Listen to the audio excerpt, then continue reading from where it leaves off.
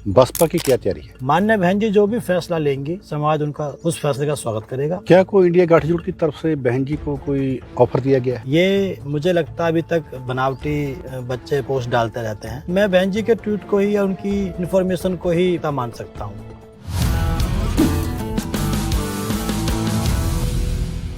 जयप्रकाश जी, लोकसभा के चुनाव का ऐलान हो गया है, बसपा की क्या तैयारी है? देखिए, जहाँ तक सर हमको जानकारी मिली है बहन जी के ट्वीट से और जो है सोशल मीडिया पे चल रहा है, और जो जगह जगह हमारे खासतौर से उत्तर प्रदेश में जो हमारे प्रभारी लगा रखे हैं माननीय बहन जी ने, वो जगह जगह जाकर के जो है टिकटों का डिक्लेरेशन कर रहे हैं प्रत्याशियों का। तो अभी तेलंगाना उधर जो स्टेट है अपने तमिलनाडु तरफ, वहाँ भी हमारे कैंडिडेट 25-26 डिक्लेयर हो गए हैं। राजस्थान में भी डिक्लेयर हो गए हैं। उत्तर प्रदेश में भी हमारे लगभग 10-15 टिकट डिक्लेयर हो गए हैं। तैयारी ये है कि माननीय बहन जी का अब तक का जो फैसला है वो ये है कि हम अपने दम पे चुनाव लड़ेंगे, और उसके बावजूद भी जो है हम जो है कहते हैं, हमारे साहब कहते रहते हैं कि बॉस इज ऑलवेज राइट। माननीय बहन जी जो भी फैसला लेंगी समाज उनका उस फैसले का स्वागत करेगा। तो जो भी माननीय बहन जी जो है जिस प्रकार से चुनाव लड़ेंगे हम उनके साथ। क्या कोई इंडिया गठजोड़ की तरफ से बहन जी को कोई ऑफर दिया गया है? देखिए, इसकी कोई पुख्ता जानकारी तो अभी तक है नहीं। ये मुझे लगता है अभी तक बनावटी बच्चे पोस्ट डालते रहते हैं। मैं बहन जी के ट्वीट को ही या उनकी इन्फॉर्मेशन को ही मान सकता हूँ। तो अभी तक ऐसी कोई जानकारी नहीं है, बल्कि ऐसे जरूर स्टेटमेंट्स आ रहे हैं दोनों तरफ से। जैसे अखिलेश भाई ने कहा कि भाई हम जो है उनकी तरफ से हुआ, या बहन जी ने भी अपनी तरफ से उनको बताया कि भाई आप थोड़ी सी संयम बरतें और आप जो है शब्दों का सही चयन करें। तो इस आधार पर दोनों के बीच में इस प्रकार का डिस्कस तो है जो देखने को मिल रहा है, लेकिन ऐसा कोई जो आपने पूछा है उसके संबंधित कोई भी पुख्ता जानकारी नहीं है। इस वक्त जो परिस्थितियां हैं, राजनीतिक परिस्थितियां हैं पूरे भारत की, एक तरफ एनडीए है और एक तरफ इंडिया गठजोड़ है। क्या लोगों के बीच में एक सवाल है, बार बार उठता है कि बहन जी को इंडिया गठजोड़ के साथ जाना चाहिए? जी देखिए, ये समाज का सवाल है, समाज के कुछ लोगों का सवाल है, और ये कोई जरूरी नहीं है कि समाज जिस बात को कह रहा हो तो कि वो पूर्णतः सही हो सकता है। नेता पे विश्वास करना चाहिए। जिस बात को समाज उस समय चाहता था साहब कांशीराम के समय में, ऐसा कोई जरूरी नहीं कि सारी चीजें साहब कांशीराम जी ने वो पूरी करी हो। समाज जब किसी को नेता मान लेता है तो इसका मतलब ये है कि आपको विश्वास है उनके ऊपर, तो अपने नेता पे विश्वास करना चाहिए। और माननीय बहन जी ने जिस समय गठबंधन जो उस टाइम अलग हुए थे अखिलेश के साथ से, सपा से, तो उस समय कहा भी था कि हमारा वोट जो है वो ट्रांसफर हो गया था, और खास तौर से जो कोर वोट बताया जाता है समाजवादी पार्टी का, उसमें से लगभग 40-50% वोट बीजेपी में चला गया था। बस हम तो उन सीटों को जीत पाए ज्यादातर जहां पर एससी और मुस्लिम का कॉम्बिनेशन से मिलने से हम सीटों को जीत पा रहे थे। तो देखा जाए तो उसमें कोई ज्यादा एफर्ट्स जो है सपा की तरफ से नहीं थे, लेकिन हम उससे पहले हम जीरो सीट पे थे। तो 10 हुई तो उसमें लोगों को लगा कि हम जो सपा के साथ मिलने से हमको 10 सीटें मिली,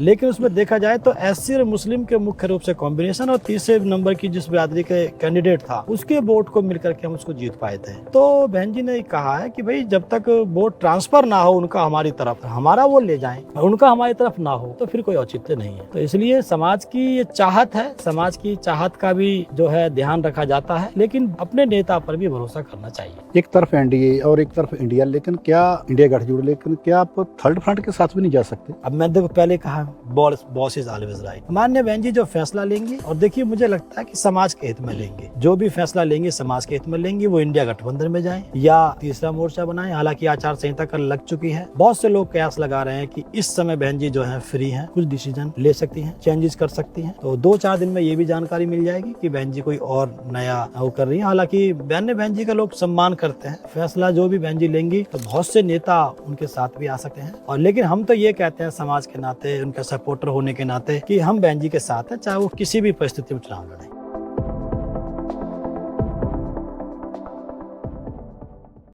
जयप्रकाश जी, लोकसभा के चुनाव का ऐलान हो गया है, जी सर। बसपा की क्या तैयारी है? देखिए, जहाँ तक सर हमको जानकारी मिली है बहन जी के ट्वीट से और जो है सोशल मीडिया पर चल रहा है, और जो जगह जगह हमारे खासतौर से उत्तर प्रदेश में जो हमारे प्रभारी लगा रखे हैं माननीय बहन जी ने, वो जगह जगह जाकर के जो है टिकटों का डिक्लेरेशन कर रहे हैं प्रत्याशियों का। तो अभी तेलंगाना उधर जो स्टेट है अपने तमिलनाडु तरफ, वहाँ भी हमारे कैंडिडेट 25-26 डिक्लेयर हो गए हैं। राजस्थान में भी डिक्लेयर हो गए हैं, और उत्तर प्रदेश में भी हमारे लगभग 10-15 टिकट डिक्लेयर हो गए हैं। तो तैयारी ये है कि माननीय बहन जी का अब तक का जो फैसला है वो ये है कि हम अपने दम पे चुनाव लड़ेंगे, और उसके बावजूद भी जो है हम जो है कहते हैं, हमारे साहब कहते रहते हैं कि बॉस इज़ ऑलवेज राइट। मान्य बहन जी जो भी फैसला लेंगी समाज उस फैसले का स्वागत करेगा। तो जो भी मान्य बहन जी जो है जिस प्रकार से चुनाव लड़ेंगी हम उनके साथ हैं। क्या कोई इंडिया गठजोड़ की तरफ से बहन जी को कोई ऑफर दिया गया है? देखिए इसकी कोई पुख्ता जानकारी तो अभी तक है नहीं। ये मुझे लगता है अभी तक बनावटी बच्चे पोस्ट डालते रहते हैं, लेकिन कोई ऐसा, क्योंकि बहन जी की तरफ से ऐसा कोई, मैं बहन जी के ट्वीट को ही या उनकी इन्फॉर्मेशन को ही पुख्ता मान सकता हूँ। तो अभी तक ऐसी कोई जानकारी नहीं है, बल्कि ऐसे ज़रूर स्टेटमेंट्स आ रहे हैं दोनों तरफ से। जैसे अखिलेश भाई ने कहा कि भाई हम जो है जो उनकी तरफ से हुआ, या बहन जी ने भी अपनी तरफ से उनको बताया कि भाई आप थोड़ी सी संयम बरतें और आप जो है शब्दों का सही चयन करें। तो इस आधार पर दोनों के बीच में इस प्रकार का डिस्कस तो है जो देखने को मिल रहा है, लेकिन ऐसा कोई जो आपने पूछा है उसके संबंधित कोई भी पुख्ता जानकारी नहीं है। इस वक्त जो परिस्थितियाँ हैं, राजनीतिक परिस्थितियाँ हैं पूरे भारत की, एक तरफ एनडीए है और एक तरफ इंडिया गठजोड़ है। जी क्या लोगों के बीच में एक सवाल है, बार बार उठता है कि बहन जी को इंडिया गठजोड़ के साथ जाना चाहिए? जी देखिए, ये समाज का सवाल है, समाज के कुछ लोगों का सवाल है। और ये कोई ज़रूरी नहीं है कि समाज जिस बात को कह रहा हो तो कि वो पूर्णतः सही हो सकता है। नेता पे विश्वास करना चाहिए।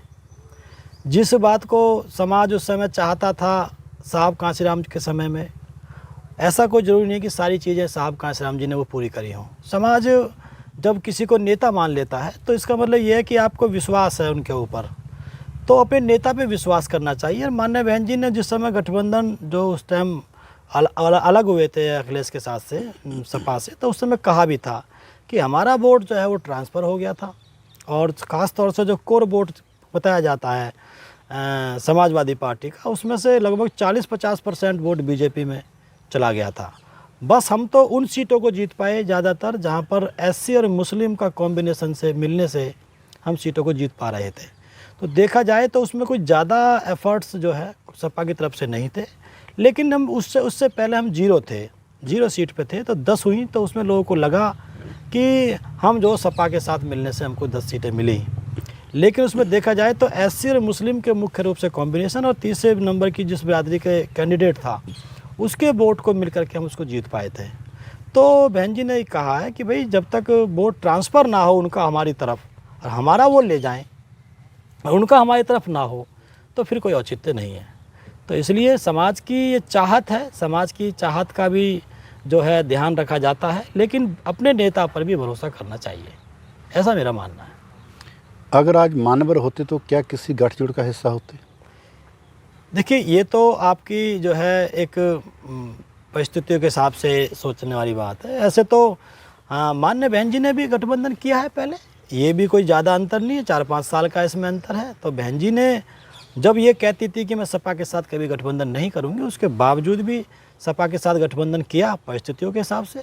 साहब कांशीराम कहते थे कि मैं कांग्रेस को जो है मिट्टी में मिला दूंगा, लेकिन साहब कांशीराम ने आगे चल कर के कांग्रेस के साथ में गठबंधन किया। तो परिस्थिति के हिसाब से कोई क्या समझ पाते हैं उस समय, तो वो डिपेंड करता है उसके ऊपर।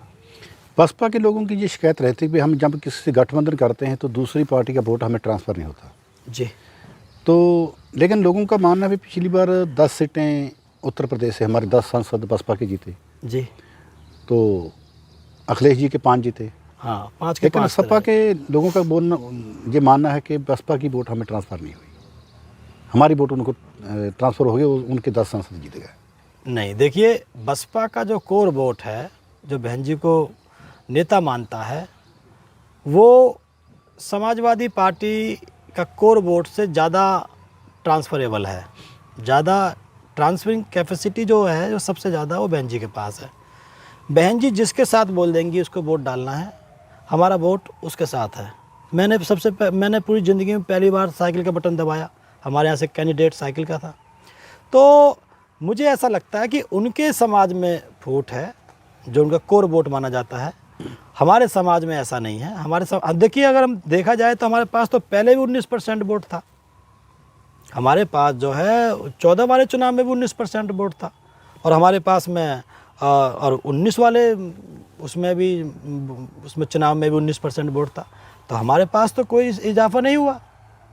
और हमको तो बस जो जहाँ पर मुस्लिम समाज का जो वोट था वहाँ पर समाजवादी पार्टी का कैंडिडेट नहीं था, तो वो मुस्लिम समाज का वोट एंटी बीजेपी बसपा के पक्ष में पड़ा।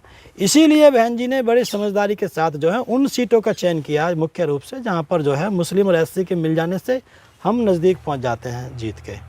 तो इसलिए जो है ट्रांसफ़र की जो बात जो लोग कर रहे हैं, तो हमारा वोट ज़्यादा ट्रांसफरेबल है बहन जी के कहने से, उनका वोट नहीं है वहाँ पर। बल्कि ये हुआ उन्होंने छोटी छोटी कमियां निकालने के बाद में फिर उन्होंने अपना वोट बीजेपी को ट्रांसफ़र करा, उनके कोर वोट ने, तो उससे जो है बीजेपी को फ़ायदा हुआ।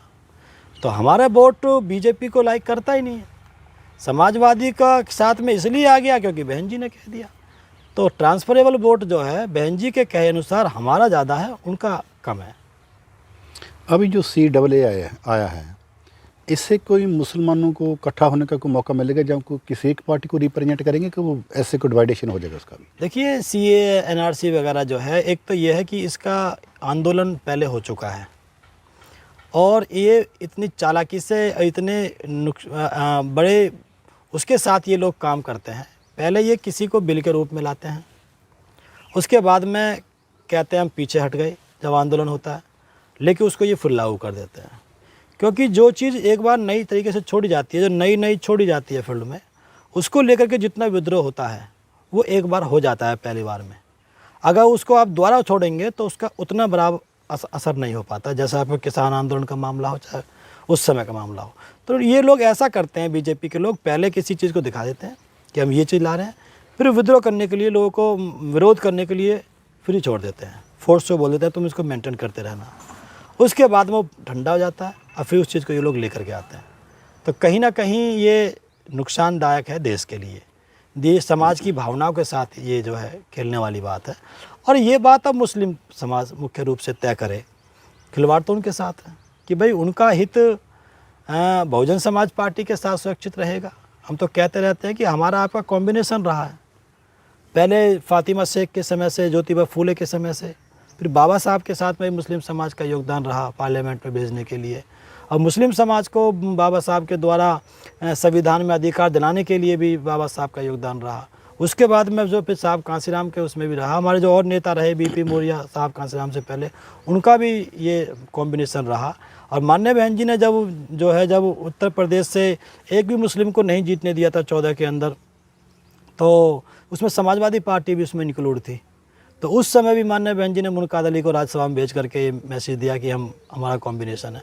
तो हमारा कॉम्बिनेशन जो है ये बीजेपी को हटा सकता है, और समाजवादी पार्टी का जो अपने आप से जो पूरा 7% वोट है, उसमें से 40% वोट मतलब 3% वोट बीजेपी में जाता है, तो वहाँ 4% वोट है। हमारा वहाँ पर कोर वोट जो है वो 21% है, और उनका मतलब 22% हमारा है और 19% 18% बीजेपी मुस्लिम समाज का है। तो यहाँ मिल जाने से बीजेपी आउट हो सकती है, ये तो मुस्लिम समाज तय करे। मानवर ने एक बार स्टेटमेंट दिया था कि मैं कांग्रेस को मरने नहीं दूंगा, अगर कांग्रेस मर गई हाँ, तो RSS को संभालना बहुत औखा हो जाएगा, मुश्किल हो जाएगा। लेकिन आज क्या ये स्टेटमेंट सही है? देखिए अगर देखा जाए आज की परिस्थिति के हिसाब से तो वही चल रहा है कि भाई बीजेपी बहुत ऊंचाई पे है, RSS पे बहुत ऊंचाई पे है, और देखो कांग्रेस संभल भी नहीं पा रही है। उनके जो युवराज हैं, उनके नेता जो हैं बहुत घूम रहे हैं, लेकिन वो जीत में तब्दील नहीं हो पा रहे हैं। तो यूपी से बाहर हमारे समाज के लोगों ने भी काफ़ी प्रयास किया कि कांग्रेस बीजेपी को गिरा ले, लेकिन नहीं हो पा रहा है। इसमें केवल यही बात पूर्णतः साबित नहीं हो रही है, साथ में एक दिक्कत और आ रही है कि OBC समाज जो बहुजन कॉन्सेप्ट पे बसपा के साथ होना चाहिए था और हुआ करता था, जब साहब कांसीराम जी ने पॉलिटिक्स शुरू करी थी, तो OBC समाज को जब जो लीडरशिप से जो आउट था, केवल ये अपने जेब का वोट मानते थे कांग्रेस के लोग, तो इनको जो है जब लीडरशिप से साहब कांसीराम जी ने सिखाई, तो उस समय ये बसपा के साथ था, खासतौर से OBC समाज। उसके बाद धीरे धीरे जो है ये फिर बीजेपी की तरफ जो है हिंदुत्व के नाम पर ये शिफ्ट हो गया। तो ये जो शिफ्टिंग जो रहा उसकी वजह से बीजेपी मजबूत हो गई। कांग्रेस का जो कोर वोट था या मानने वाला वोट था वो खुद बीजेपी, क्योंकि सेम नेचर के लोग हैं वो। कांग्रेस बीजेपी का जो विचारधारा है, साहब कांसीराम भी कहते थे एक सांपनाथ एक नागनाथ, तो वो सेम नेचर की विचारधारा वो ऊपर जो अपर वाला जो वोटर था उधर शिफ्ट हो गया कांग्रेस वाला बीजेपी में, और जो लोअर वोटर था ओबीसी समाज का मुख्य रूप से उसमें वो उधर शिफ्ट हो गया। तो कहीं ना कहीं दोनों तरफ से दिक्कत रही है। साहब कांसीराम जी की भविष्यवाणी तो सटीक उतर ही रही है, इसको तो कोई डिनाई नहीं कर सकता। लेकिन कहीं ना कहीं अगर हम लोग बहुजन कॉन्सेप्ट पे या उसी पे हम बराबर हमारे नेता लोग जो काम करते रहते, जो माननीय बहन जी ने आदेश दिया कि आपको ओबीसी समाज में जाकर के ये आपको कैडर देना है, एससी समाज में ये देना है, मुस्लिम में ये देना है, अगर वो कैडर बराबर चलते रहते जो बहन जी ने आदेश दिए थे, बहन जी लिख करके देती थी कि ये बोलना है, अगर ऐसा चलता रहता तो फिर हो सकता है ये ओबीसी समाज हमसे नहीं हटता।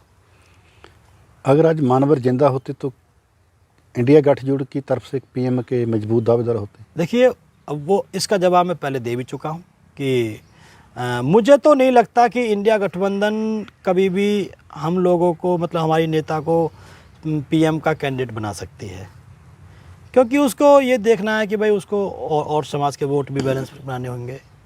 लेकिन मुझे लगता नहीं है कि वो कभी वो चाहें। अगर वो चाहने वाले होते तो बाबू जगजीवन राम जो उनके सबसे बड़े हितैषी थे, उनके लिए नुकसानदायक भी नहीं थे, उनको वो जो है उस समय बना देते। तो कहीं ना कहीं वो सबको बनाने के लिए तैयार है, लेकिन साहब कांसीराम की बिरादरी को बनाने के लिए वो लोग तैयार नहीं हैं, और उसी से माननीय बहन जी संबंध रखती हैं। तो मुझे लगता है उनको पता है कि भाई ये एक जागरूक कौम है, ये सभी समाज के लोगों को तैयार कर लेगी, और उसके बाद में जो है आपकी सत्ता हो सकता है दिक्कत हो जाए। तो मुझे नहीं लगता इंडिया गठबंधन कभी भी जो है बहन जी को सीएम पीएम का कैंडिडेट घोषित कर सकती है। एक तरफ एनडीए और एक तरफ इंडिया, लेकिन क्या इंडिया गठजोड़, लेकिन क्या आप थर्ड फ्रंट के साथ भी नहीं जा सकते? अब मैं देखो पहले कहा, बॉस इज़ ऑलवेज राइट। माननीय बहन जी जो फैसला लेंगी, और देखिए मुझे लगता है कि समाज के हित में लेंगे, जो भी फैसला लेंगे समाज के हित में लेंगी। वो इंडिया गठबंधन में जाएं या तीसरा मोर्चा बनाएं। हालांकि आचार संहिता कल लग चुकी है, बहुत से लोग कयास लगा रहे हैं कि इस समय बहन जी जो हैं फ्री हैं, कुछ डिसीजन ले सकती हैं, चेंजेस कर सकती हैं। तो 2-4 दिन में ये भी जानकारी मिल जाएगी कि बहन जी कोई और नया वो कर रही हैं। हालांकि बहन जी का लोग सम्मान करते हैं, फैसला जो भी बहन जी लेंगी तो बहुत से नेता उनके साथ भी आ सकते हैं। और लेकिन हम तो ये कहते हैं समाज के नाते, उनके सपोर्टर होने के नाते, कि हम बहन जी के साथ हैं, चाहे वो किसी भी परिस्थिति में चुनाव लड़ें। आरएस प्रवीण का रिजाइन कर जाना क्या खतरे की घंटी नहीं है बसपा के लिए? देखिए, इसमें हम लोग चर्चा करते आ रहे थे कल, जब खबर मिली थी कि इसमें नुकसान जो है उनका ज़्यादा है, बसपा का नहीं है ऐसा नहीं कह सकते, उनका ज़्यादा है। हम मानते हैं कि उन्होंने बसपा का नाम उछाला वहाँ पर, लेकिन बिना बसपा के वो भी नहीं उछाल सकते थे। उनका भी नाम जो ऊपर गया है, आपने एक मैसेज दिया कि मैंने नौकरी को रिज़ाइन किया, और आपने एक मैसेज दिया कि मैं किसी दूसरी पार्टी में जाकर के MP MLA बन सकता था, लेकिन उसके बावजूद भी आपने संघर्ष का रास्ता बहुजन मूवमेंट को चुना, बहुजन समाज पार्टी को चुना। इसको लेकर के समाज में बड़ा अच्छा मैसेज था कि अधिकारियों के लिए एक जो है उन्होंने एक मैसेज दिया कि भाई आप जो है इधर समाज के लिए आप ऐसे भी काम कर सकते हैं। लेकिन जो एकदम बूम हुआ था, जो उनके नाम से बूस्टिंग हुई थी पूरे देश के अंदर, पूरे देश में चर्चा थी, वो काम करते थे तेलंगाना में, लेकिन पूरे देश में जो चर्चा होती थी उनको नाम को लेकर के, आज वो इस बात में है कि यार एक सीट के लिए उन्होंने जो है वो उसके KCR के साथ में वो बातचीत चल रही थी कि भाई बहन जी बोल रही थी आप 3 सीट ले लो, कोई और अपने पार्टी का कोई और नेता वहाँ पर जो है सेट हो जाए, ऐसा ना हो केवल आप ही एक अकेले सांसद बन जाएं और फिर जो है आप कहीं कोई स्लिप कर गए तो फिर हमारे पास क्या बचेगा। तो बहन जी की जो मुझे जानकारी मिली है सोशल मीडिया से कि उसमें 4-6 सीटों को माननीय बहन जी चाह रही थी, जिससे कि हमारे और लोग भी सांसद बन जाएं, तो ग्रुप बना रहेगा। तो लेकिन जानकारी मिली कि जो जहाँ से वो ओवैसी वहाँ पे जो हैदराबाद से जो चुनाव सांसद बनते हैं ओवैसी, वहाँ से वो जो है एक टिकट तो वहाँ से मिल रहा था। देखा जाए तो वो तो डमी कैंडिडेट था, क्योंकि वहाँ तो ओबीसी का ही दबदबा है, जीतेगा वहाँ पर एंटी बीजेपी वहाँ पर माहौल रहता है। तो और उसके बाद में जिस सीट से वो चाह रहे थे, केवल एक सीट पर जाकर के समझौता कर रहे थे। तो बहन जी ने कहा कि भाई इतना नीचे आना ठीक नहीं है, हमारा लड़ाई सम्मान की है। हम यूपी में बोलते हैं, सब जगह बोलते हैं कि चाहे गठबंधन हो चाहे ना हो, लेकिन सम्मानजनक होना चाहिए। तो ऐसे में अगर एक सीट में आप चले जाएंगे तो फिर तो वो तो वही वाली बात हो गई ना कि जैसे RPI ने एक सीट के साथ समझौता कर लिया पूरी कांग्रेस को साथ में। बहुत से हमारे नेता एक सीट के चक्कर में घूमते हैं, नए हमारे लड़के हैं वो भी कहते हैं हमें एक सीट मिल जाए। तो एक सीट में समझौता जाकर करना ये उचित नहीं था। तो इसलिए जानकारी मिली है कि बहन जी ने मना किया था, उसके बाद वो गुस्सा हो गए क्योंकि उनको लगता था कि वो वहाँ से सांसद बन सकते हैं। तो कहीं ना कहीं देखा जाए तो मैं निवेदन करता हूँ जितने भी लोग काम कर रहे हैं कि MP MLA बनने की जल्दीबाजी ना करें, मूवमेंट को बचाने की मूवमेंट के लिए बचाने के लिए काम करें। MP MLA आपको अपने मूवमेंट में से मिल जाएंगे, तो देखा जाए तो उनका नुकसान ज़्यादा है। और हाँ, रही बात पार्टी की, जो उसमें ये है कि वे जो काम वो कर रहे थे, अब देखो कोई उनकी जगह पर कोई रिप्लेस करता है, कैसे बहन जी उसको किसी और को उतारती हैं, तो ये बहन जी डिपेंड करता है। लेकिन एक असर तो है, लेकिन ज़्यादा नुकसान जो है वो परवीन साहब का है, डॉक्टर साहब का। जयप्रकाश बसपा के बाहर रह के भी काम कर रहे हैं, पैदल यात्रा कर रहे हैं, साइकिल पे घूम रहे हैं, केडर लगा रहे हैं, लेकिन उसके बाद वापसी क्यों नहीं हो रही? पेच कहाँ अड़ा? देखिए, पेच का मामला ये है कि हम तो पहले भी कहते थे, मैं बहन जी से जब हमको निकाला गया था तो मैं जो है कह कर के आया था, वीर सिंह एडवोकेट मेरे साथ थे उस समय, मैं कह के भी आया था कि बहन जी 15 दिन अजमा लेना, 15 महीने अजमा लेना, 15 साल अजमा लेना, मैं आखिरी सांस तक आपके लिए काम करूँगा। हो सकता है बहन जी परीक्षा ले रही हो, कोई बात हो, लेकिन मैं आखिरी सांस तक, जब मैंने बोल ही दिया कि मैं आखिरी सांस तक बहन जी के लिए काम करूँगा, तो बहन जी को जब लगेगा कि ये उचित है इस समय, तो उस समय हो सकता है कर लें। लेकिन मेरा मैटर जो है वो वापसी का नहीं है, मेरा मैटर ये है कि ये मूवमेंट बचे, ये पार्टी बचे, ये समाज बचे, ये देश बचे। इसके लिए जैसा आपने अभी थोड़ी देर पहले बताया कि जो हमारे पुराने लोगों ने जो बेस तैयार किया है, इस पार्टी का जो नींव तैयार करी है, वो लोग खप गए, वो कहीं दिखाई नहीं देते। आज कम से कम जो लोग नींव में खपे हुए हैं, जो बेस में खपे हुए हैं मकान की, उनसे तो हम बेहतर हैं, फिर भी हम कहीं तो दिखते हैं। तो इसलिए जितना बहन जी ने हमको दिया है वो बहुत दे दिया है। आज हम जो चल रहे हैं, हमारा नाम है पूरे देश में, लोग मानते हैं, तो इसमें कहीं ना कहीं बहन जी के देन है। तो बहन जी ने हमको बहुत कुछ दे दिया। अब बहन जी वापस लें चाहे ना लें, ये बहन जी के जुडिक्शन का मामला है। मैं हमेशा बोलता रहता हूँ कि मैं आखिरी सांस तक काम करूँगा इस मूवमेंट को बचाने के लिए, इस देश को, इस समाज को बचाने के लिए। क्योंकि मैं तो युवाओं से भी अपील करता रहता हूँ कि भाई साहब, कांसीराम ने टूटी चप्पल पहन के हमको CM बना के दिया है, आज तो आप अच्छी स्थिति में हो, तो आपको PM बनाने की अपनी जो है सोच बनानी चाहिए, ऐसा मेरा मानना। क्या ऐसा हो माना जाए कि बसपा में एक धड़क आपके विरोध में काम कर रहा है, जब आपकी वापसी के खिलाफ? अब देखो, ये तो देखते हैं कौन सा, देखो होता तो है ऐसा कि पक्ष विपक्ष तो होता है, जहाँ पोजीशन होती है वहाँ अपोजिशन भी होती है। हो सकता है उनके कन्फ्यूजन हो, हमको लेकर के डाउट्स हो। देखो, एक बात चलती है, बात भी जायज़ है, ये किसी के डाउट ख़त्म होने की कोई सीमा नहीं होती कि इतने साल बाद ख़त्म हो जाएगा। जैसे एक माहौल चलता था कि बामन मेश्राम जी अनमैरिड रहेंगे, और उन्हें 55 साल की उम्र में जाकर उन्होंने शादी कर ली। तो अब कोई लड़का 25 साल का बोले कि मैं इस मूवमेंट के लिए अनमैरिड रहूँगा, अविवाहित रहूँगा, तो 55 साल तो उसमें उसने वो लगा दिया उन्होंने। तो अब कैसे मानेंगे कि ये बंदा रह लेगा ये? तो उन्होंने वो तोड़ दिया। ऐसे ही कोई ये सोचे कि भाई जयप्रकाश 5-6 साल PSP के लिए काम करे और उसके बाद में फिर ये पक्का हो जाएगा, तो कोई ज़रूरी नहीं है। हो सकता है कि हमको और 4-6 साल 10-5 साल और लग जाएं। तो इस विश्वास को जीतना बहुत मुश्किल है। इसलिए जो है बहन जी कि मैंने इसलिए कहा कि आखिरी सांस तक, क्योंकि उसके बाद कुछ बचता ही नहीं है। तो अगर मैं आखिरी सांस तक इस मूवमेंट के लिए लगा रहा, तो हो सकता है जो लोग आज हमारे विरोध में हो, 1-2% लोग, तो हो सकता है कल वो लोग ये कहें। मुझसे बहुत से नेता लोग कहते हैं कि पहले हम आपके खिलाफ थे, लेकिन अब हम आपके पक्ष में हैं। पार्टी के नेता लोग हमको घर पे बुलाकर प्रभारी लोग बोलते हैं कि अब हम आपके पक्ष में हैं, अब हमने मान लिया। तो हो सकता है कुछ लोगों को 1-2 साल बाद वो माने हमारी बात को कि भाई ये लड़का ठीक है। तो जो ऐसा है तो उनका चेंज आएगा, मुझे लगता है उनके अंदर। जब आपको बहन जी ने बसपा से निकाला तो क्या BJP का कोई ऑफर था आपको? देखिए, मेरे पास में अधिकांश पार्टियों के ऑफर थे, स्वाभाविक है, होता है, एक बड़ा चेहरा था, सब कुछ था, बहन जी ने इतनी बड़ी ऊंचाई पे आशीर्वाद दिया, सभी का था, कांग्रेस का भी था, समाजवादी का भी था, आम आदमी पार्टी का था, BJP का कई बार भी आया।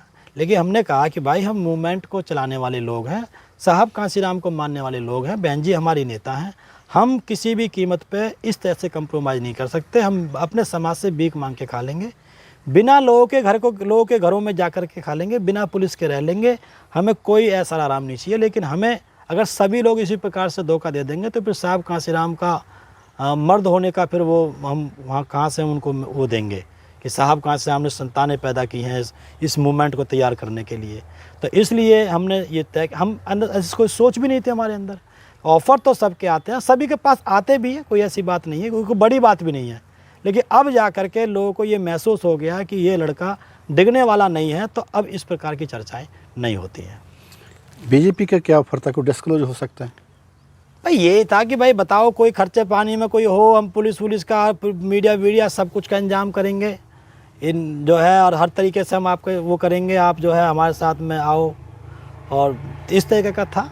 सभी पार्टी बोलती हैं ऐसे, तो उन्हीं का क्या था। राजस्थान, छत्तीसगढ़, मध्य प्रदेश, 2 स्टेट और 5 स्टेट में जब इलेक्शन हुआ तो उसके पहले आपने एक स्टेटमेंट दिया था जी कि अगर यहाँ पर बसपा मूवमेंट ज़्यादा बढ़ गई या ज़्यादा सीटें या ज़्यादा वोट प्रतिशत आ गया आकाश आनंद जी के नेतृत्व में, हाँ, तो मैं उसकी लीडरशिप रहनुमाई मान लूँगा। लेकिन उसके बाद तो रिजल्ट तो नहीं आया, रिजल्ट तो माइनस हो गया। लेकिन मैंने उसके साथ में और भी कहा था कि अभी बहन जी उनको तैयार करने के लिए 2027 तक भी खींचेंगे। जब वो मान लेंगे कि बहन जी की भाई अब रिजल्ट नहीं आ पा रहा है, तो तब बहन जी उनके बारे में कोई डिसीजन चेंज कर सकती हैं। लेकिन 2027 तक मैंने उसमें मैंने वीडियो में भी बोला है कि 2027 तक बहन जी उनको मौका दे सकती हैं। लेकिन अभी जानकारी मिली कि बहन जी ने उनको उत्तराधिकारी बनाया, लेकिन उत्तर प्रदेश और उत्तराखंड से उनको आउट रखा। तो ये बहन जी की प्लानिंग है, क्या हो सकती है। मैं तो आज भी कह रहा हूँ, अगर बहन जी अगर माफ़ कीजिए, अगर आकाश आनंद जो बहन जी के उत्तराधिकारी जो अनाउंस किए हैं अभी 10 तारीख को पीछे, तो दिसंबर में, तो अगर वो मूवमेंट को लीड कर रहते हैं तो हमें इससे अच्छा कुछ है ही नहीं। फूट नहीं पड़ेगी मूवमेंट के अंदर, कोई दिक्कत नहीं आएगी। आज जो समाज के बीच में चिंता इस बात की है कि मूवमेंट को जो है फ्यूचर में क्या होगा। तो अगर आकाश आनंद इसको लीड कर लेते हैं और फील्ड में रहते हैं, लीड कर लेते हैं, तो हम उनको नेता मानने के लिए तैयार हैं। मैं हर तरीके से इस मूवमेंट के लिए सब कुछ सेक्रीफाई करने के लिए तैयार हूँ। मैं तो तब की बात करता हूँ जब कुछ भी ना बचे, तो उसके बाद भी अगर कुछ ना माना जाए, ना बोला जाए, तो फिर वो हित नहीं है मूवमेंट के लिए। लेकिन हम आखिर सांस तक, हम बहन जी ने कहा कि हमारा उत्तराधिकारी है, ठीक है, उत्तराधिकारी है, ठीक है, रिजल्ट आएंगे, आगे मूवमेंट को बढ़ाएंगे, तो हम भी पीछे पीछे चल देंगे। और लेकिन अगर वो मैदान छोड़ के चले जाते हैं, कोई दिक्कत आ जाती है, बहन जी कह देती हैं कि भाई अब आप आराम कर लो, तो फिर समाज के लिए सोचने वाली बात है। बात तो ये देखने वाली है भाई, जब बहन जी को साहब ने अपना उत्तराधिकारी अनाउंस किया तो कम से कम 25, 26, 27 वर्ष हो गए थे उनको साहब के साथ काम करते हुए। हाँ, तो लेकिन आकाशानंद के बारे में इतनी जल्दबाजी क्यों? हो सकता है ये परिस्थितियों की डिमांड हो। भाई बहन साहब कांसीराम जी ने बहन जी की आजमाइश करी 25 साल तक, उसके बाद कुछ देखा भी साथ में रह करके, तो वो परिवार से बाहर की थी, तो उस पे विश्वास करने पे, माननीय बहन जी विश्वास करने पे परिवार का ना होने की वजह से तो टाइम लगेगा। अब परिवार का सदस्य होता है तो उससे पूरा विश्वास है। भाई आपको प्रॉपर्टी बांटनी है, मगर मुझे कहीं परिवार के बाहर के आदमी को देनी है, तो आप उसकी पूरी ज़िंदगी की उसकी हिस्ट्री देंगे, आपने इसने आपको कितना सहयोग किया पूरी ज़िंदगी में, आखिर में जाके आप उसको प्रॉपर्टी देंगे 25-30 साल के बाद। लेकिन बच्चा है आपका, चाहे वो कल ही पैदा हुआ हो, आपको परसों ही आपको अस्पताल में भर्ती होने के बाद में आपको विल करनी हो, तो आप तुरंत बच्चे के नाम कर देंगे। क्यों? क्योंकि आपका वो खून है, आपका विश्वासी पात्र है। तो इसलिए माननीय बहन जी को पता कि मेरे लिए 5-6 साल से 7-8 साल से लड़का ठीक काम कर रहा है, तो हो सकता है बहन जी को लगा हो कि भाई ये इस पे क्या डाउट करना। तो दोनों में अंतर है ना, एक में परिवार है, एक में परिवार से बाहर है। पर बहन जी ने ये ऑन कैमरा ये एक स्टेटमेंट में बोला था भाई मैं विवाह नहीं करूँगी, या उसके बाद घर नहीं जाऊँगी, या मेरा परिवार नहीं होगा, मैं परिवार को मुंह नहीं लगाऊंगी। लेकिन उसके बाद परिवार से उत्तराधिकारी आ गए, तो लोगों के बीच में कुछ ना कुछ तो संशय तो खड़े होंगे ना। अब देखो ये बहन जी सुलझी हुई नेता हैं, हो सकता है कुछ बेनिफिट हो इस चीज़ से। ये कोई ज़रूरी नहीं है कि भाई जो बात पहले बोल दी हो तो उसमें आप एडिट नहीं कर सकते, हर चीज़ में एडिट हो सकता है। तो जो है हो सकता है आज की परिस्थिति के हिसाब से लोग ये कहते हैं कि भाई जिसने भी बहन जी ने जिस पे भरोसा किया उसने धोखा दे दिया। तो ये बहुत बड़ी लिस्ट है। एक अभी बच्चे आजकल बोल रहे हैं कि भाई आरएस परवीन साहब को भी बहुत अच्छा समाज ने माना था, कि इनके पास में भी अच्छा रहेगा। तो ऐसा हो गया, देख लो, किसी को कुछ नहीं पता, बहन जी निकाल देती, कोई बात नहीं, हमें भी तो बहन जी निकाला, लेकिन उन्होंने खुद इस्तीफा दे दिया। तो ये एक सवाल है कि इसका मतलब आप जो है डिफ़र कर रहे हैं, आपको जल्दीबाजी थी कि बहुत जल्दी सब चीज़ हो जाए। तो ऐसी स्थिति में जो है ये मामला है। ये सवाल तो ये खड़ता है ना भाई, मान्यवर ने अपने परिवार के बाहर से उत्तराधिकारी लगाया, जी परिवार तक सारा कुछ छोड़ दिया, जी। लेकिन साहब ने जितनी भी प्रतिज्ञाएं की उसके ऊपर वो खरे उतरे। हाँ 8 प्रतिज्ञाएं जितनी भी थी। हाँ तो लेकिन बहन जी ने सवाल तो यही खड़ता है ना लोगों के बीच में, जितने भी 85 करोड़ या 90 करोड़ आबादी है हमारी हाँ, बहुजन मूवमेंट में, उसमें एक उत्तराधिकारी नहीं तलाश पाई। हाँ, हो सकता है भाई, कभी कभी ऐसा हो जाता है कि पूरी क्लास अच्छा रिजल्ट नहीं दे पाती है, तो उसमें टीचर की कोई गलती नहीं है। उनको लगता है कि भाई कोई इस लायक नहीं है, तो वो उनका मैटर है। हम तो ये है कि भाई हम तो समाज के बीच में रहेंगे। मैं तो अपना घर छोड़ करके इसी के चक्कर में आया था। बहन जी ने जब मुझे बनाया था उस टाइम कहा भी था कि लड़का गृह त्यागी है और जो है अनमैरिड है, वेल क्वालिफाइड है और जाति से चमार है। ये सारी बातें बहन जी ने, इसीलिए मैं परिवार से हट करके इस लड़के को बना रही हूँ। आनंद कुमार जी को मैं हटाती हूँ और राष्ट्रीय उपाध्यक्ष जयप्रकाश को बनाती हूँ, और आज के बाद जो है कोई भी व्यक्ति मेरे परिवार का इसमें नहीं रहेगा। मैं साहब कांसी राम जी के रास्ते पे चलूँगी। लेकिन परिस्थितियाँ ऐसी क्या बन गई उनके सामने, तो हो सकता है वो परिस्थिति के हिसाब से ठीक डिसीजन ले रही हूँ, तो ये उनका मैटर है। मैटर यहाँ पर जो है वो उनका है, उनके ऊपर कोई सवाल नहीं बनता है। क्योंकि हमारे साहब हैं धर्मवीर सिंह अशोक साहब, वो बोला करते हैं कि boss is always right. Boss पे अगर आप उसको बॉस मानते हो तो वो उसको आप राइट मानो, वो कभी गलत नहीं हो सकता अगर मानना है तो। बाकी आपके ऊपर डिपेंड करता है। नहीं, बहन जी ने एक स्टेटमेंट दिया ना भी मैंने जिसको तैयार किया वो उसने धोखा दिया, तो क्या ऐसा लॉजिक मानता भी आपका भतीजा आपको भविष्य में? उनका ऐसा मानना है। और देखिए, मैं तो ये भी मानता हूँ, हो सकता है बहन जी उसको भी चेंज कर दें। बहन जी का कोई सगा नहीं है। मुझे ऐसा लगता है बहन जी ज़रूर इस मूवमेंट को लेकर के चिंतित हैं और फ्यूचर में इस डिसीजन को चेंज भी कर सकती हैं। मैं ये नहीं कह रहा कि चेंज करेंगे, चेंज भी कर सकती हैं, पूरी संभावना है। बहन जी जो उचित होगा मूवमेंट के लिए वो फैसला लेकर के जाएंगे, इसको भी चेंज कर सकती हैं, मेरा ऐसा मानना है।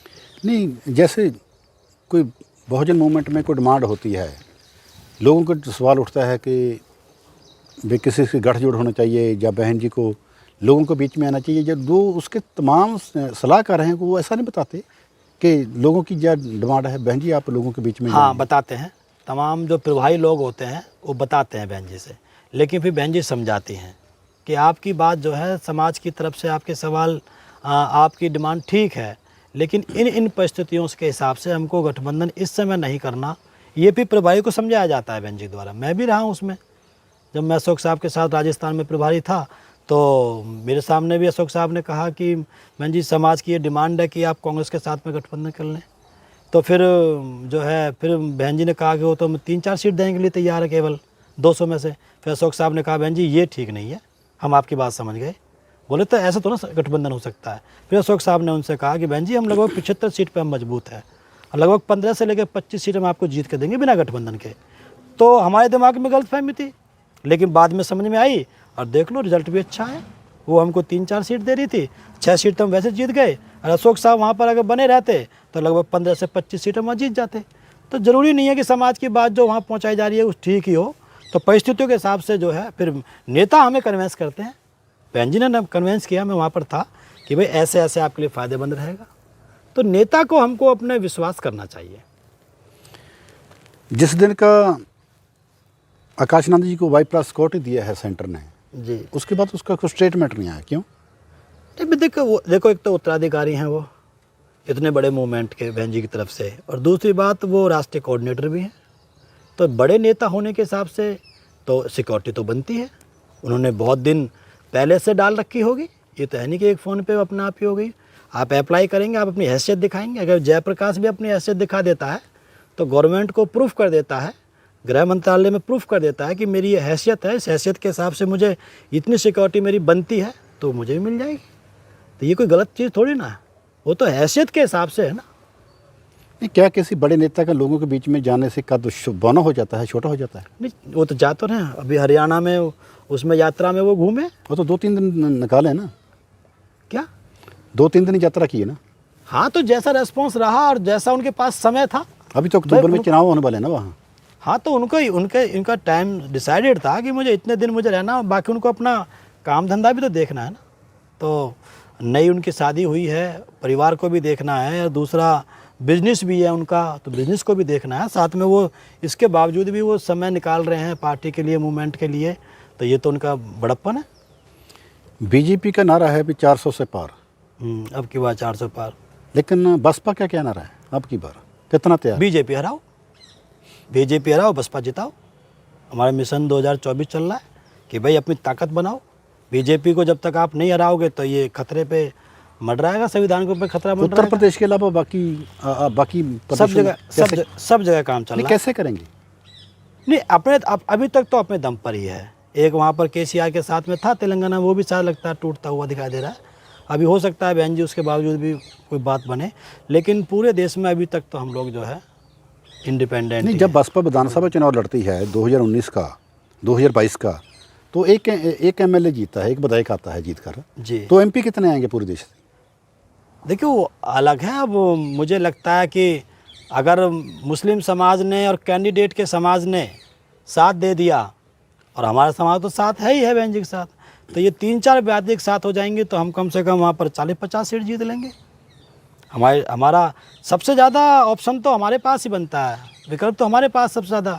अगर बीजेपी को हराना है उत्तर प्रदेश से तो बसपा के अलावा कोई पार्टी है ही नहीं। जितना मुस्लिम समाज समाजवादी पार्टी को वोट देगा उतनी बीजेपी मजबूत हो जाएगी। अगर वो वोट इधर जुड़ जाएगा तो वो 40% से ऊपर पहुँच जाएगा। कैंडिडेट का साथ मिल जाए तो 55% पहुँच जाएगा। तो बीजेपी कहीं से कहीं जीत ही नहीं सकती। ये साहब कांसीराम देखे गए ना फॉर्मूलों को। अगर 4 जून के नतीजे आने से समाज को हताशा हुई तो फिर बहुजन मूवमेंट का क्या बनेगा? देखिए उन्हीं परिस्थितियों पर डिपेंड करता है। हमारे जो है जो आका हैं, हमारे जो नेता लोग हैं, ये वो तय करेंगे कि भाई इस समय की समाज की पोजीशन क्या है। तो पहले रिजल्ट आ जाए, रिजल्ट आने के बाद हम तो मूवमेंट के लिए लगातार काम करते हैं। जयप्रकाश तो पूरी ज़िंदगी काम करता रहेगा, मुझे कोई दिक्कत नहीं है। समाज में मुझे रोटी मिल जाती है, खाना भी मिल जाता है, गाड़ी का तेल भी मिल जाता है, मुझे कोई भी दिक्कत नहीं है। जो लोग किसी दूसरी पार्टी में जाकर जितना गेन करते हैं ना, उतना गेन तो मैं समाज में अभी भी कर रहा हूँ। मेरे पास सब कुछ है समाज का दिया हुआ।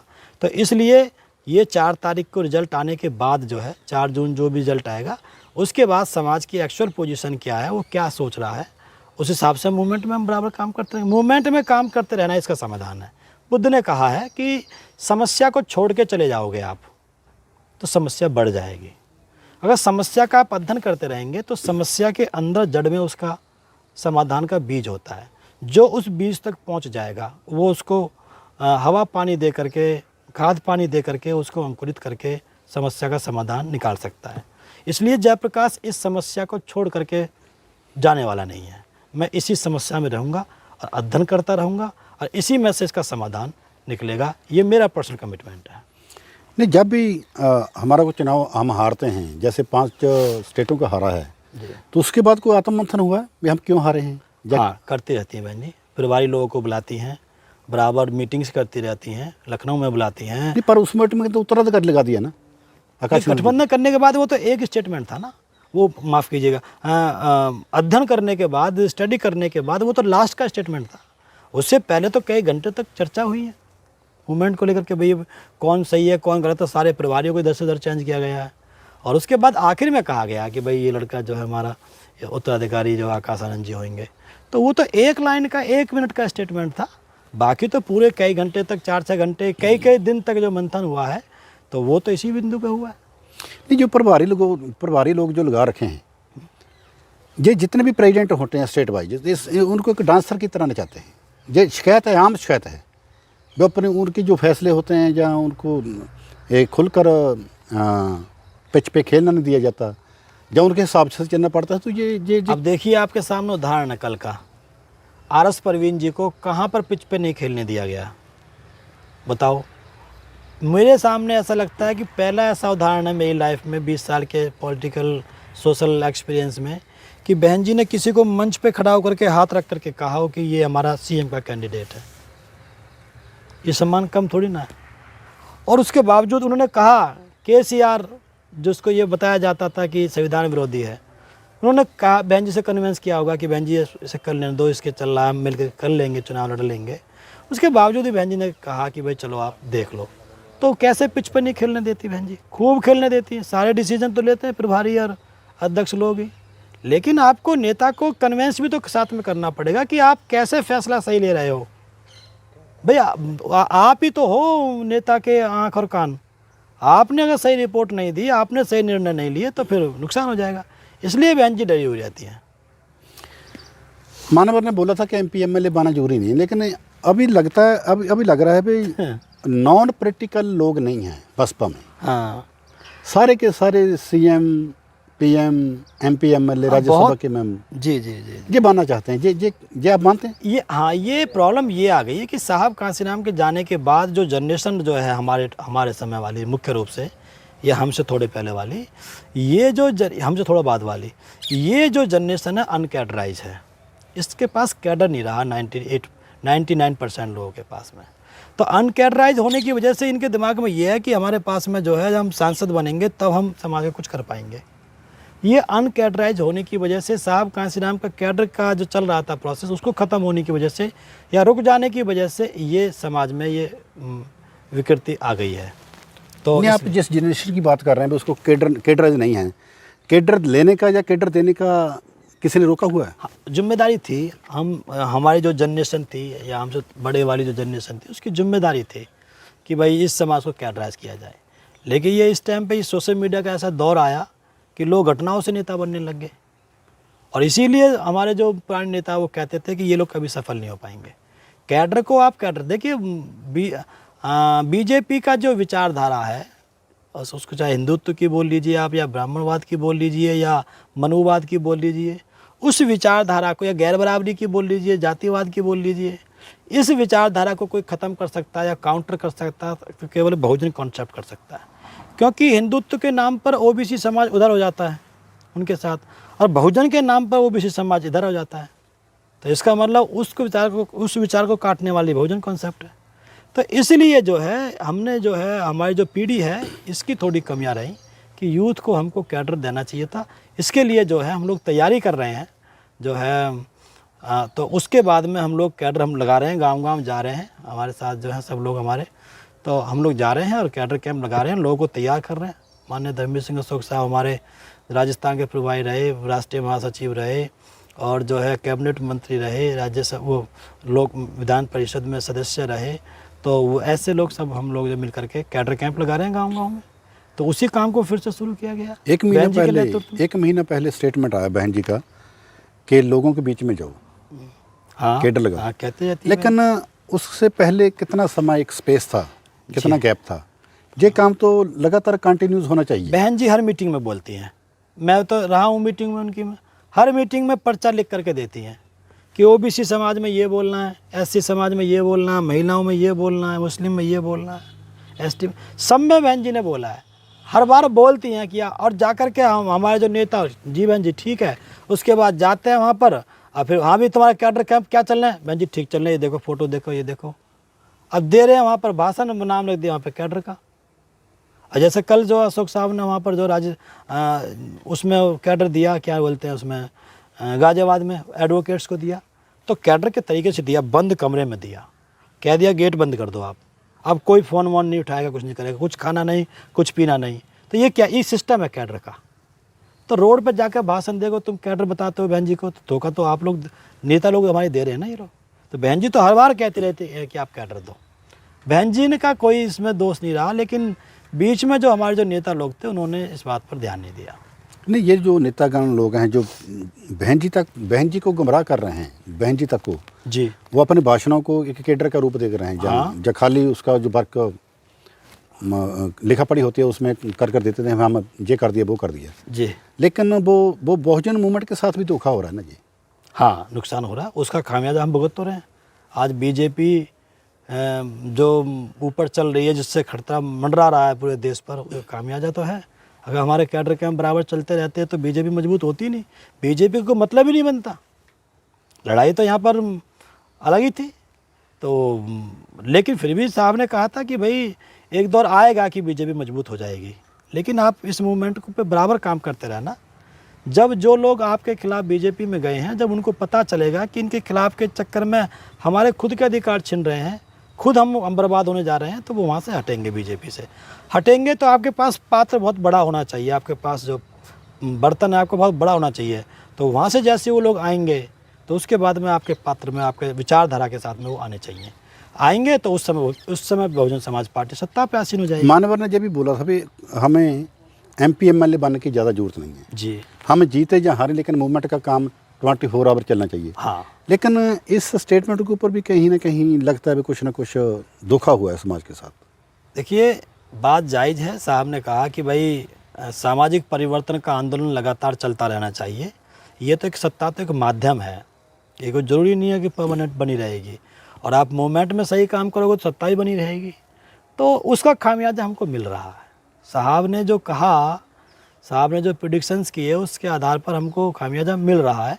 लेकिन अब मुझे लगता है कि अब जो जनरेशन जो तैयार होगी, इसमें हमारे नेता लोगों का बहुत बड़ा योगदान रहेगा। इस जनरेशन को हम लोग कैडर के आधार पर तैयार करेंगे। तो जो गलतियां हो गई हैं हम उससे सुधार करेंगे।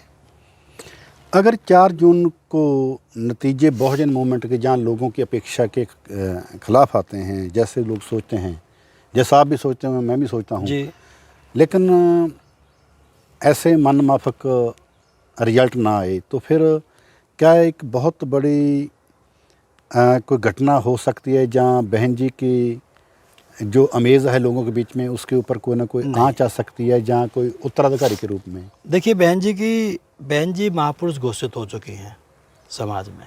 उनके इमेज पे कोई गिरावट नहीं आएगी। नुकसान होगा तो हमारे खुद के मूवमेंट का होगा। अगर हम बहन जी का साथ नहीं देते हैं, वोट गिर जाता है, तो इसमें नुकसान तो हमारा ही हुआ ना। महापुरुष का क्या नुकसान होगा इसमें? तो बहन जी के ऊपर इसमें कोई दिक्कत नहीं आएगी, नुकसान इसमें हमारा होगा। तो क्या एक नए सिरे से सोचना पड़ेगा? अभी तो बहन जी है। बहन जी इस मूवमेंट को किस तरह से जो है किधर करती हैं, क्या करती हैं, तो ये बहन जी पर डिपेंड करता है। अभी मूवमेंट में भी जान है। बहन जी के पास अभी 13% वोट है। 13% वोट अभी किसी भी SC समाज के नेता के पास में नहीं है। बहुत बड़ा वोट है। तो अभी वोट बढ़ेगा। हो सकता है 24 के चुनाव में ये बढ़ जाएगा तो मूवमेंट फिर से खड़ा हो जाएगा।